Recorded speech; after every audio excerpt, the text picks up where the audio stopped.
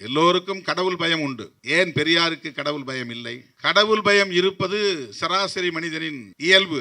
என்னால இந்த பிரச்சனைகளை எதிர்கொள்ள முடியல. இப்ப யாருகிட்ட முறையிட முடியும்? அப்பாவிட்ட சொன்னாலும் இது நடக்காது, அம்மாவிட்ட சொன்னாலும் நடக்காதுங்க போறது. யாரோ ஒரு சக்தி படைத்தவனிடம் சொல்ல வேண்டும் என்கிற ஒரு வழிமுறையை நம்முடைய முன்னோர் உருவாக்கி தந்திருக்கிறார்கள். இதெல்லாம் போய் கண்டவன்ட்ட சொல்லாத, உன் குலதெய்வத்திட்ட சொல்லு, நீ நம்புற கடவுள்கிட்ட சொல்லு, அதை போய் மண்டியிட்டு அழுது முறையிடு, உன்னை அவன் காப்பான் என்பது நம்முடைய முன்னோருடைய வழிகாட்டுதல். அது ஒரு வகையான அச்சம். அதை இறை அச்சம் என்று பலர் சொல்லுகிறார்கள். பெரியாரிடம் அது இல்லை. ஏன்? எப்படி அவரால் கடவுளை இல்லை என்று சொல்ல முடிந்தது? கடவுளை வழிபடாமல் எப்படி 94, 95 வயது வரையில் வாழ முடிந்தது? பிள்ளையார் சிலையை போட்டு உடைத்து எப்படி அவரால் மன அமைதியோடு வாழ முடிந்தது, மகிழ்ச்சியோடு வாழ முடிந்தது, போராட முடிந்தது? ஏனென்றால் அவர் நம்மை போன்ற சராசரி மனிதராக இல்லை. சில வளையங்களை போட்டுக்கொண்டு அதற்குள்ளே தன்னை அவர் முடக்கிக் கொள்ளவில்லை. அதை தாண்டி நிற்கிறார். சமூகத்தில் நிலவுகிற பாகுபாடுகளை கலைந்தெறிய வேண்டும் என்கிற பார்வை அவரிடத்திலே மேலோங்கி இருக்கிறது. பெரியாரை இப்படி புரிந்து கொண்டதால் தான் இன்றைக்கு அமெரிக்காவில் இருக்கிற குருமூர்த்தி நம்முடைய குருமூர்த்தியாக இருக்கிறார். அவர் பெரியாரின் குருமூர்த்தியாக இருக்கிறார்.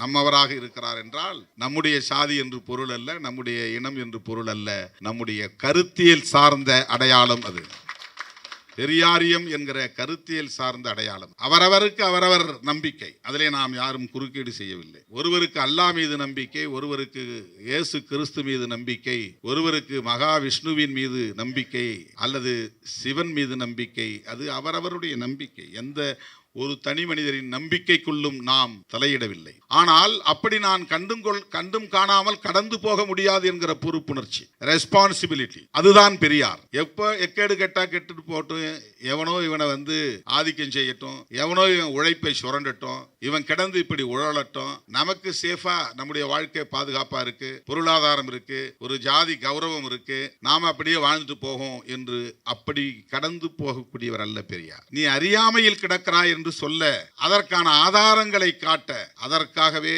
அவர் வாழ்க்கையை அர்ப்பணித்துக் கொண்டார். நீ இப்படி மூட நம்பிக்கைகளில் கிடந்து உழலாதே. யாரோ ஒருவன் உன் மூட நம்பிக்கையை பயன்படுத்தி சுரண்டி பிழைக்கிறான். நீ கொண்டிருக்கிற சாதி உணர்வு இன்னொருவனுக்கு பயன்படுகிறது.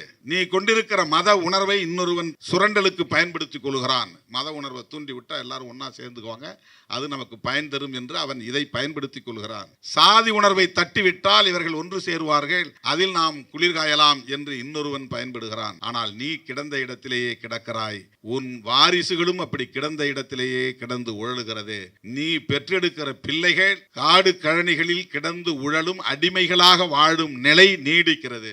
ஆடு மாடுகளை மேய்க்கிற, சாணி வாருகிற நிலையில் தொடர்ந்து உன் வாரிசுகளே அதற்காக பிறக்கிற ஒரு சூழல் இருக்கிறது. இதிலிருந்து நீ மீள வேண்டும், நீ விடுதலை பெற வேண்டும். இதை சொல்லுகிற போதுதான் இவன் எதை கண்டு அச்சப்படுகிறானோ அதையே நேரடியாக தாக்குவது. நீ கடவுளுக்கு அச்சப்படுகிறாய், அங்கே ஒன்றுமில்லை, கடவுள் என்ற எதுவும் இல்லை, நீ அச்சப்படாதே என்று அந்த அச்சத்தை போக்குவதற்காக கடவுள் இல்லை என்று சொன்னார்.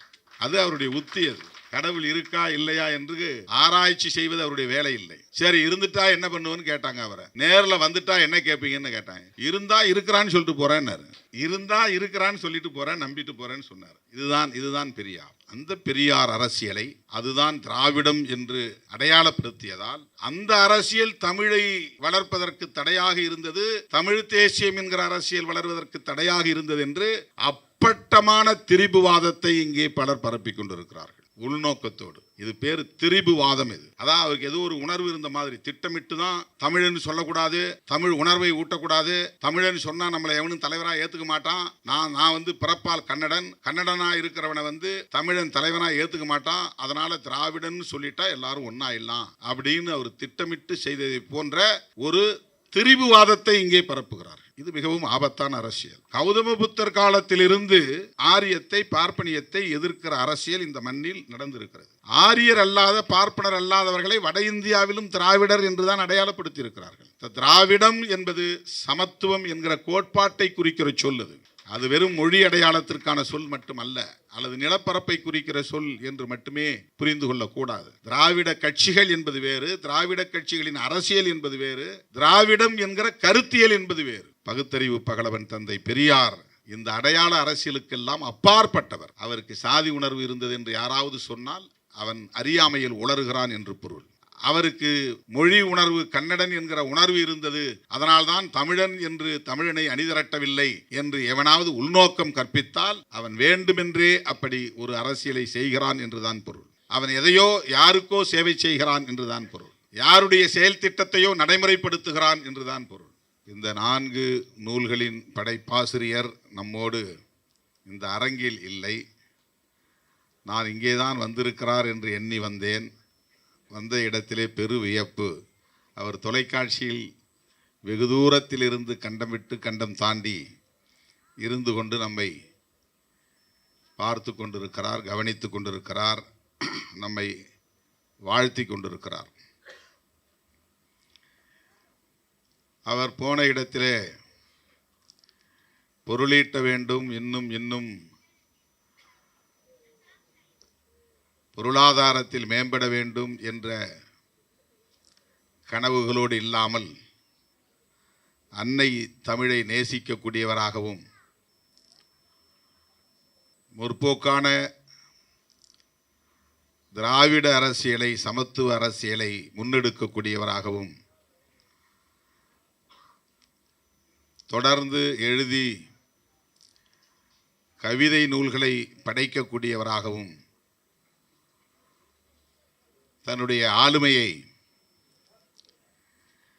வளர்த்து கொண்டிருக்கிறார் என்பதை பார்க்கிற போது வியப்பு மேலிடுகிறது. அவரை எப்படி பாராட்டினாலும் தகும். மனமாற பாராட்டுகிறேன், வாழ்த்துகிறேன். அவர் இதுபோன்ற இன்னும் பல படைப்புகளை தமிழுக்கு, தமிழ் மண்ணுக்கு, தமிழ் சமூகத்திற்கு வழங்க வேண்டும். அத்தகைய ஆளுமையை அவர் வளர்த்து கொள்ள வேண்டும். புகழ்மிக்க படைப்பாளராக வளர்ந்தோங்க வேண்டும் என்று மனமாற வாழ்த்துகிறேன், பாராட்டுகிறேன்.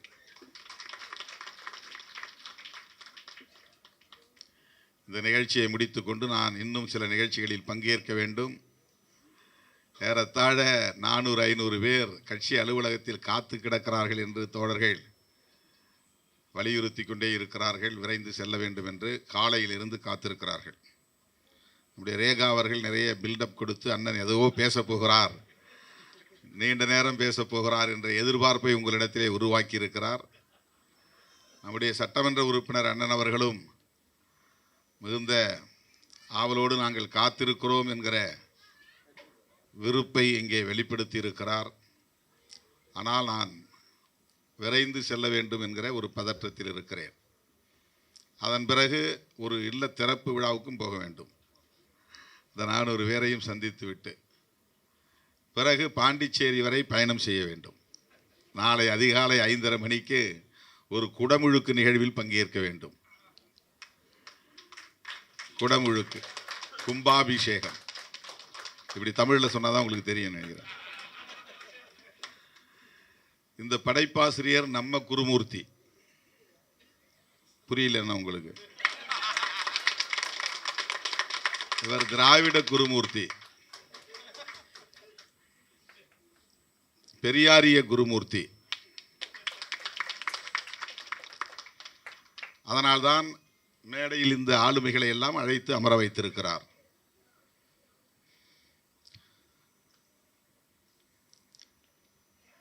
அவருடைய படைப்புகளை வெளியிட்டு அதை வாழ்த்தி பேசக்கூடிய வாய்ப்பு கிடைத்ததை எண்ணி உள்ளபடியே நான் பெருமைப்படுகிறேன்.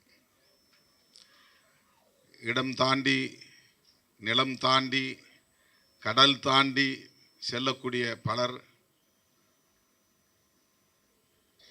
நிலை மாறி போய் இன்றைக்கு உளறிக் கொண்டிருப்பதையெல்லாம் நாம் பார்க்கிறோம்.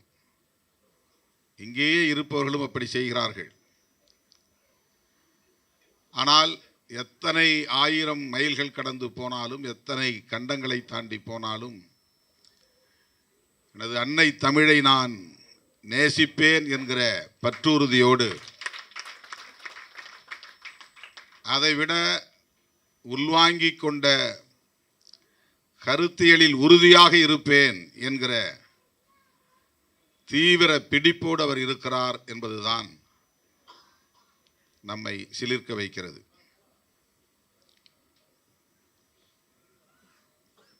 தன்னை கவிஞராக காட்டிக்கொள்ள வேண்டும் என்பதை விட தன்னை ஒரு கருத்தியல் சார்ந்த ஆளுமையாக காட்டிக்கொள்ள வேண்டும் என்பதுதான் அவருடைய முயற்சி. அப்படி என்ன தவறாக எழுதிவிட்டேன் என்று ஒரு தலைப்பு அவருடைய படைப்புகளில் ஒன்று. அந்த தலைப்பை நான் எடுத்து தேடி பார்த்தேன். அப்படி என்ன தவறாக அவர் எழுதியிருக்க போகிறார் என்று தேடி பார்த்தேன். அவர் எப்படி தன்னை அடையாளப்படுத்திக் கொள்கிறார் அல்லது தன்னை பற்றி அவர் என்ன மதிப்பீடு வைத்திருக்கிறார் என்பதை அதிலே அவர் பதிவு செய்திருக்கிறார். பிறர் நம்மை எப்படி மதிப்பீடு செய்கிறார்கள் என்பது ஒருபுறம் இருந்தாலும் நம்மை நாம் எப்படி மதிப்பீடு செய்கிறோம் என்பது மிகவும் முக்கியமானது. செல்ஃப் ரியலைசேஷன் அல்லது எவாலுவேஷன் என்று சொல்வார்கள். நம்மை நாமே உணர்ந்து கொள்வது, நம்மை நாமே மதிப்பீடு செய்வது என்பது எளிதான ஒன்று அல்ல. அது எல்லோருக்கும் வாய்க்காது. முதுகில் முதல்ல என்ன இருக்குன்னு பாரும்பாங்க கிராமத்தில் பழமொழி சொன்னால். அவன் மேலே குறை சொல்கிறவன் முதுகை பாரு திரும்பிம்பாங்க. அதுக்கு என்ன அர்த்தம்னா, முதல்ல உன்னை பற்றி நீ முதல்ல புரிஞ்சுக்கோ, அடுத்தவன் முதுகில் என்ன இருக்குன்னு தான் நீ கண்டுபிடிச்சி சொல்கிற, உன் முதுகில் என்ன இருக்குன்னு பார். அதற்கு பொருள், உன்னை நீயே உணர்ந்து கொள்வதற்கு முயற்சி செய்து பார், உன்னை அறிந்து கொள், உன்னை மதிப்பீடு செய் என்பதுதான். பெரும்பாலும் நாம் மற்றவர்கள் நம்மை பற்றி என்ன நினைக்கிறார்கள் என்பதிலேயே குறியாக இருப்போம், அல்லது மற்றவர்களை பற்றி மதிப்பீடு செய்து கருத்து சொல்வதிலேயே குறியாக இருப்போம். அதிலிருந்து மாறி நம்மை நாமே உணர்ந்து கொள்ள முயற்சித்தல் என்பது ஒரு போராட்டம் தான். அது ஒரு போராட்டம். அது நம்முடைய படைப்பாளர் குருமூர்த்தி அவர்கள் அப்படி என்ன தவறாக எழுதிவிட்டேன் என்பதில் மிக இலகுவாக சொல்லுகிறார். என்னை பற்றி நீ என்ன வேண்டுமானாலும் எண்ணிக்கொள். சிலர் கவிதை என்றனர், உரைநடை என்றனர், கட்டுரை என்றனர், வழிகள் என்றனர், வரிகள் என்றனர், கிறுக்கல்கள் என்றனர், சறுக்கல்கள் என்றனர். நான் எழுதுறதை படித்து பார்த்துட்டு பலரும் இப்படி சொல்கிறாங்க. சிலர் கவிதை என்றனர், சிலர் உரைநடை என்றனர், கட்டுரை என்றனர், வழிகள் என்றனர், வரிகள் என்றனர். வெறும் வரி வரியாக நீ எழுதியிருக்கிறார், என்ன கவித்துவம் இருக்கு? கிறுக்கல்கள் என்றனர், சறுக்கல்கள் என்றனர், காதல் என்றனர், கன்றாவி என்றனர், ரசனை என்றனர், விருப்பு என்றனர், வெறுப்பு என்றனர், மகிழ்ச்சி என்றனர், தனிமை என்றனர், இனிமை என்றனர், உண்மை என்றனர், பொய்மை என்றனர். அப்படி என்ன தவறாக எழுதிவிட்டேன் என்று அவர் கேள்வி எழுப்புகிறார். புரிந்தவர்களுக்கு புரிதலும் புரியாதவர்களுக்கு பொறுமலும், எனக்கானவர்களுக்கு எழுத்தாகவும் என்னவர்களுக்கு எண்ணமாகவும், சமூகத்தின் நிஜமாகவும் பாட்டாளிகளுக்கு நிழலாகவும், கவிஞர்களுக்கு திமிராகவும், கவிதைக்கு கற்பனையாகவும், பதிப்புக்கு விற்பனையாகவும், பதிப்பாளர்களை பொறுத்தவரை இது சேல் ஆகணும்னு தான் நினைப்பாங்க, பதிப்புக்கு விற்பனையாகவும், எனக்கு மட்டும் தமிழாகவே இருப்பது தான் யதார்த்தம். இது ஒன்று போதும் அவர் கவிஞர் தான் என்பதை உறுதிப்படுத்துவதற்கு, வாழ்த்துவதற்கு, பாராட்டுவதற்கு, போற்றுவதற்கு. நீ எப்படி வேணாலும் நினச்சிட்டு போ, நான் எழுதுறது எனக்கு என்னுடைய தமிழ். அந்த தமிழை நான் படிக்கிறேன், தமிழை சுவாசிக்கிறேன், தமிழை எழுதி பார்க்கிறேன், தமிழை நான் என்னென்ன வகையிலெல்லாம் நேசிக்க முடியுமோ அப்படி நேசிக்கிறேன் என்பதை அவர் இதில் உறுதி செய்கிறார். உங்களிடம் எதிர்பார்ப்பது என் ஆர்வத்திற்கு அன்பளிப்பும், என் அரைகுறை எழுத்துக்கு அரவணைப்பும். அவர் அன்பளிப்பு புத்தகத்தை பதிப்புறது கேட்கல, என் ஆர்வத்துக்கு அன்பளிப்பு, அரைகுறை எழுத்துக்கு அரவணைப்பும், பதிப்புக்கு பாராட்டும், மதிப்புக்கு மார்த்தட்டும், கவிதைக்கு கைத்தட்டும். அவ்வளவுதான் என் எதிர்பார்ப்பு. இப்போ சொன்ன உடனே எல்லாம் கைத்தட்டினீங்க இல்லையா, அதுதான் அவருடைய எதிர்பார்ப்பு. எனக்கு மட்டும் தமிழாகவே இருப்பது தான் யதார்த்தம் என்று சொன்னபோது இயல்பாகவே அத்தனை பேரின் கைகளும் இங்கே ஓசைகளை எழுப்பின. அதைத்தான் அவர் எதிர்பார்ப்பு என்கிறார். அவ்வளவுதான் என் எதிர்பார்ப்பு. இறுதியில் நல்லா இல்லை என சொன்னாலும் பரவாயில்லை, அதுக்கப்புறம் சொல்றார், ஒரு வாசிப்பும் வாழ்த்தும் வஞ்சகமும் புகழ்ச்சியும் அவ்வளவுதான், குறைந்தது புறக்கணிப்பு என்றாவது சொல்லுங்கள், நீங்கள் படித்ததாய் எடுத்துக்கொள்கிறேன்.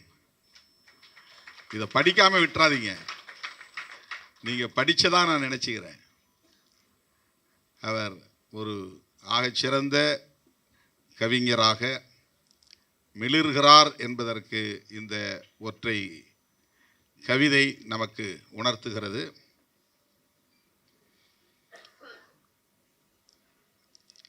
அவருடைய படைப்புகள் 4ம் ஒரே நேரத்தில் வெளியிடப்படுகிற சூழலில் அவர் நம்மோடு இந்த அரங்கிலே இருந்திருக்க வேண்டும் என்பதுதான் நமக்கு தருகிற ஏமாற்றம். அதுதான் ஏமாற்றமாக இருக்கிறது.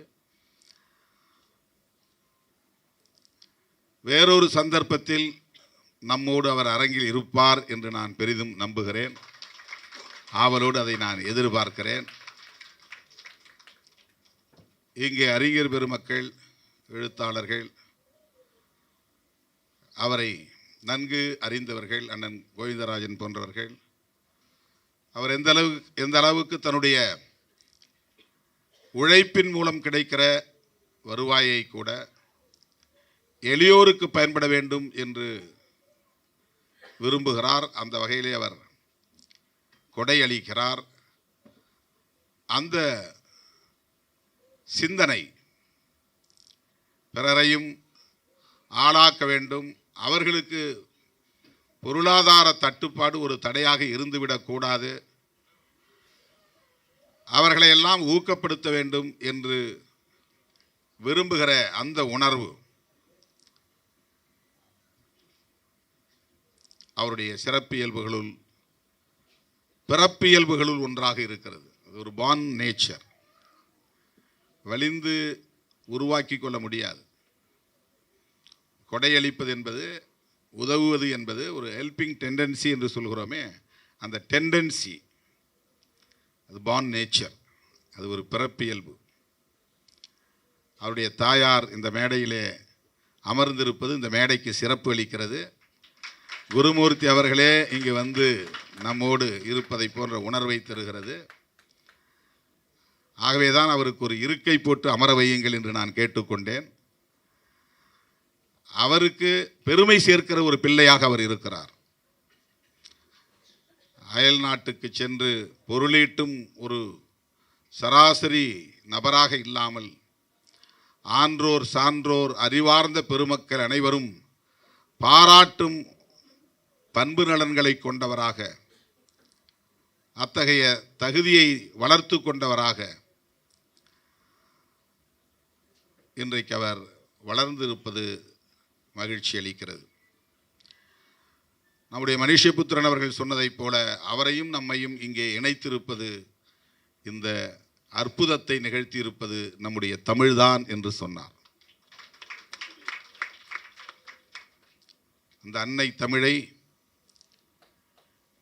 பாதுகாப்பதற்காக பல பத்தாண்டுகளுக்கு முன்னரே ஐயா பெரியார் போன்றவர்கள் களம் அமைத்து போராடிய வரலாறு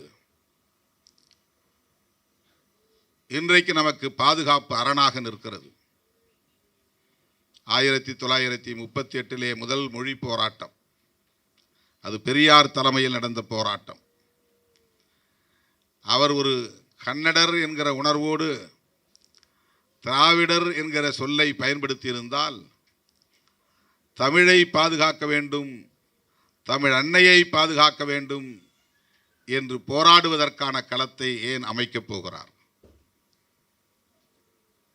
பெரியார் அடையாள அரசியலுக்கு அப்பாற்பட்டவர். நமக்கு, நம்மை போன்றவர்களுக்கு மொழி அபிமானம் இருக்கும். ஏன் மொழி என்கிற அளவில் நம்முடைய உணர்வுகள் வெளிப்படும். சாதி அபிமானம் என்கிற சாதி பற்று வெளிப்படும். இது சராசரி மனிதனுக்கு இருக்கிற உணர்வு. இது என்னுடைய மதம் என்கிற உணர்வு ஒரு சராசரி மனிதனுக்கு இருக்கிற உணர்வு. இது என்னுடைய நாடு என்கிற அந்த உணர்வும் கூட ஒரு சராசரி மனிதனிடத்தில் வெளிப்படக்கூடிய உணர்வு. பெரியார் இவற்றையெல்லாம் கடந்து நிற்கிற மாமனிதர். அவரை நாம் ஒரு சாதி அடையாளத்திற்குள் சுருக்கிவிட முடியாது. அவரை ஒரு மொழி அடையாளத்திற்குள் சுருக்கிவிட முடியாது. அவரை ஒரு மத அடையாளத்திற்குள் சுருக்கிவிட முடியாது. இந்த அடிப்படையை புரிந்து கொள்வதற்கு பெரியாரை இன்னும் ஆழமாக படிக்க வேண்டும். பெரியார் அதை கடந்து கொள்கை சார்ந்த ஒரு அரசியல் போராட்டத்தை முன்னெடுத்தவர்.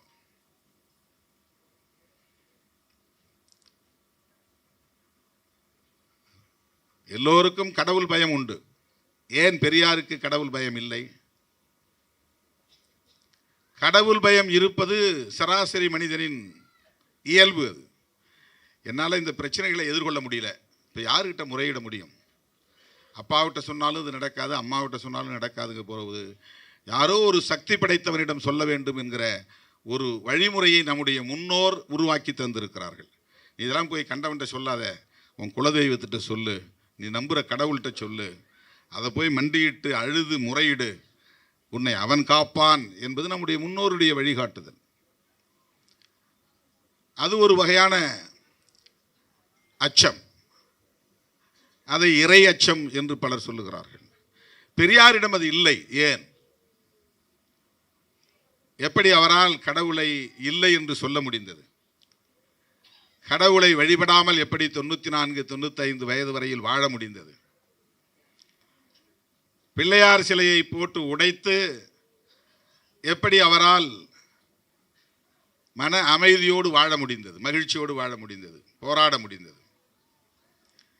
ஏனென்றால் அவர் நம்மை போன்ற சராசரி மனிதராக இல்லை. சில வளையங்களை போட்டுக்கொண்டு அதற்குள்ளே தன்னை அவர் முடக்கிக் கொள்ளவில்லை. அதை தாண்டி நிற்கிறார். சமூகத்தில் நிலவுகிற பாகுபாடுகளை களைந்தெறிய வேண்டும் என்கிற பார்வை அவரிடத்திலே மேலோங்கி இருக்கிறது. பெரியாரை இப்படி புரிந்து கொண்டதால் தான் இன்றைக்கு அமெரிக்காவில் இருக்கிற குருமூர்த்தி நம்முடைய குருமூர்த்தியாக இருக்கிறார். அவர் பெரியாரின் குருமூர்த்தியாக இருக்கிறார். நம்மவராக இருக்கிறார் என்றால் நம்முடைய சாதி என்று பொருள் அல்ல, நம்முடைய இனம் என்று பொருள் அல்ல, நம்முடைய கருத்தியல் சார்ந்த அடையாளம் அது. பெரியாரியம் என்கிற கருத்தியல் சார்ந்த அடையாளம் அது. அவரவருக்கு அவரவர் நம்பிக்கை, அதிலே நாம் யாரும் குறுக்கீடு செய்யவில்லை. ஒருவருக்கு அல்லாஹ் மீது நம்பிக்கை, ஒருவருக்கு இயேசு கிறிஸ்து மீது நம்பிக்கை, ஒருவருக்கு மகாவிஷ்ணுவின் மீது நம்பிக்கை அல்லது சிவன் மீது நம்பிக்கை. அது அவரவருடைய நம்பிக்கை. எந்த ஒரு தனி மனிதரின் நம்பிக்கைக்குள்ளும் நாம் தலையிடவில்லை. ஆனால் அப்படி நான் கண்டும் காணாமல் கடந்து போக முடியாது என்கிற பொறுப்புணர்ச்சி, ரெஸ்பான்சிபிலிட்டி, அதுதான் பெரியார்.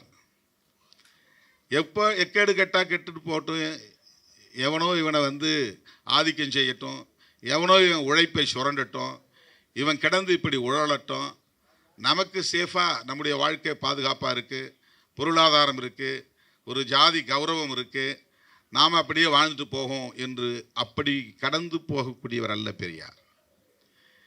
நீ அறியாமையில் கிடக்கிறாய் என்று சொல்ல, அதற்கான ஆதாரங்களை காட்ட, அதற்காகவே அவர் வாழ்க்கையை அர்ப்பணித்துக் கொண்டார். நீ இப்படி மூட நம்பிக்கைகளில் கிடந்து உழலாதே.